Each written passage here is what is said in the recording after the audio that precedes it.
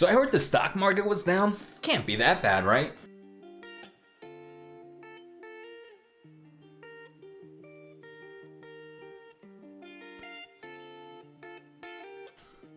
Alright guys, so today's episode is gonna be a pretty interesting one. The stock market is down today, so first let's find out why. Next, let's also talk about some ideas we can do to kind of mitigate this drop. What are some of the next steps we can take as investors? If this is your first time here, make sure to hit the subscribe button. Don't forget to hit the thumbs up and stay tuned where I live stream here on YouTube, taking a look at stocks you want me to look at.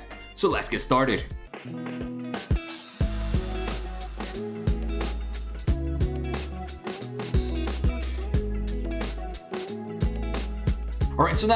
Alright, so like I mentioned, today we're going to talk about this overall red bath that we're taking here as investors. And let's find out why. First thing, Treasury Secretary Yellen says rates may have to rise somewhat to keep economy from overheating.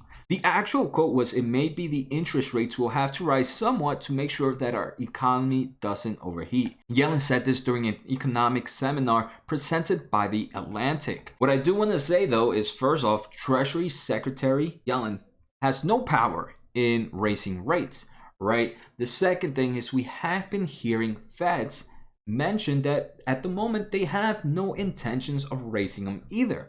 But at the same time, maybe some form of political push can change the overall decision, right? I don't know how much that could impact, but it has investors spooked out. The other thing, right, is a lot of big players, a lot of big people in the industry are just kind of using this as a headline right now, and it's really driving stock prices down, right? We see the share Russell 2000 right now is down 1.6%. QQs are down about 2.6. The S&P 500 is down about 1.3% as well. And I'm pretty sure if we take a look at the overall map, it just seems red all around, right? Even some of the big players are down. This is definitely taking a big hit.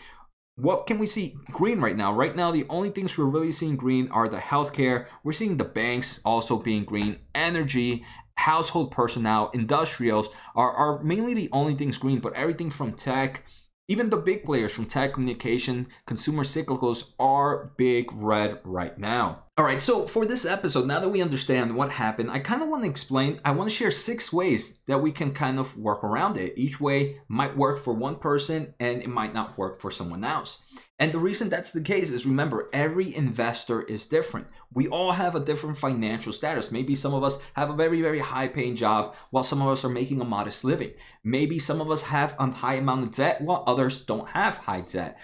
Maybe some of us have a future plan of buying a house in the next few years, where others have no intentions of making any big purchases. So that's why it's always important to understand that even though there's investors that invest in a similar style like you, it doesn't mean that they have the same plan as you, that they are in the same place as you, right? So it's always, everybody might have a different reaction to this. So let me share those 6 things we can do. The first thing, and I want to say this is probably my least favorite thing, and is stop investing, right? Maybe some people might just want to say, hey, right now, market is a little too choppy for my taste. Let me stop investing and let me wait until things are good. To me, this is probably my least favorite method. And the reason it's my least favorite method is because, hey, when things are looking good again, it might have been too late. You might have missed a nice rally. You might have missed so much. So that's the method I don't enjoy. And let me just put in perspective. Me, I am financially stable. No intentions of making any big purchases. I just have my debt, my simple mortgage and car payment. So nothing crazy happening in my financial life. So maybe that for me doesn't seem like the right move. To me, the second step is almost as dumb to me as the first step. Sell all your growth stocks and buy value stocks, right? Again, maybe this might work for someone. For me, I don't want to do this, right? I wouldn't want to sell all my growth stocks. I am happy with the stocks I'm owning right now. I understood the risk getting into these growth stocks, right? Volatility is going to take a big hit. And let me say this, value stocks, when I talk about value stocks, I don't mean like boring companies. Not all value stocks are boring companies. I do have a few value plays. For example, I might have like Microsoft in my portfolio. I might have Disney in my portfolio. These are big companies producing money right now, and they're doing fine. I have Google, I have Facebook. Let me just say, value stocks doesn't mean boring stocks. but I personally won't sell my growth stocks to enter more of those. And another thing, growth stocks doesn't mean speculative play. There's a difference between a speculative stock and a growth stock. Most of my portfolio, I want to say, is growth stocks. Very, very little speculative plays. So that's the second thing, right? Sell off all your growth stocks and go buy some heavy value stocks that tend to do well during high interest rates, right? So that's the other thing. The third thing one can do, and this is probably, I want to say, now things are starting to get a little somewhat smart. Maybe sell a small position of your growth stocks and use that position to buy some value stocks, right? Now it all depends on how you are emotionally as an investor. Maybe you feel you might be a bit too overexposed to growth stocks, and instead of having hard time sleeping at night, instead of worrying, maybe selling a small position of that growth stock until that risk tolerance drops down to what you feel comfortable with, then and get into some value stocks. So that's number 3. Number 4, I want to say this is probably my favorite out of them all. And if you are like me, right, I invest on a weekly basis. So every single week I put money to work. Especially sometimes it might be a very low amount, sometimes it might be a nice amount. Again, it's all perspective depending on the individual. So right now, while I am investing weekly, I might do like half of that investment I might use to buy growth stocks, maybe another half to buy some nice value stocks. And again, remember, value stocks doesn't mean boring stocks. There's plenty of good value stocks in the tech game. I've done plenty of videos and I have a few in my portfolio. Next, I think I said 6 reasons at the beginning of this video, but there's actually only 5. The 5th reason is do nothing at all. If you are heavy in growth stocks, if you're heavy in speculative play and you're down big right now, and you might emotionally, you are prepared for this, maybe doing nothing might be the best move for you. The only thing I would say is sometimes you could be right about your decision. And it's not about being right or wrong, but it's more being right or more being of how long can your emotions take this drop.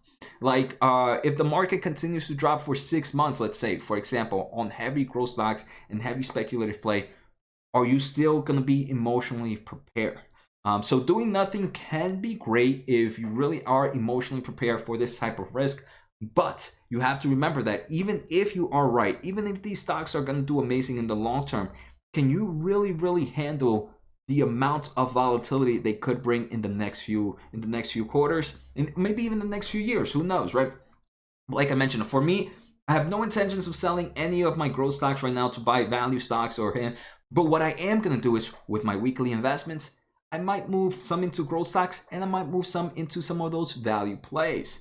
And like I always say, one of the strongest things an investors can develop in this investing style is your emotions, understanding your risk tolerance. Once you understand that, it allows you to sleep really well at night. It allows you to be very confident in the market you're in, because once you know you're not overstretched and you're financially fine with how you're investing, that is a whole game changer. Like I said, I mean, obviously at the intro of this video, I made it seem like I was super worried that my stocks were down.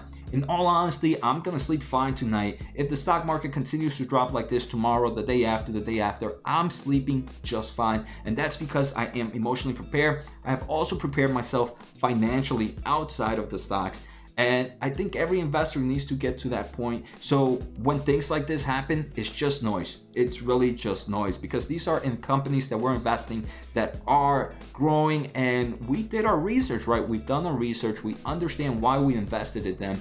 And that's why, to me, just noise. So I hope you guys enjoyed today's episode. And I'm sorry if you guys, for those in the live stream, I did not eat the Lucky Charms, and I think that's what happened today. I did not eat the Lucky Charms. If you guys weren't on the live stream, I don't think you'll get that. But take care, guys. Have a good night, and see you next time.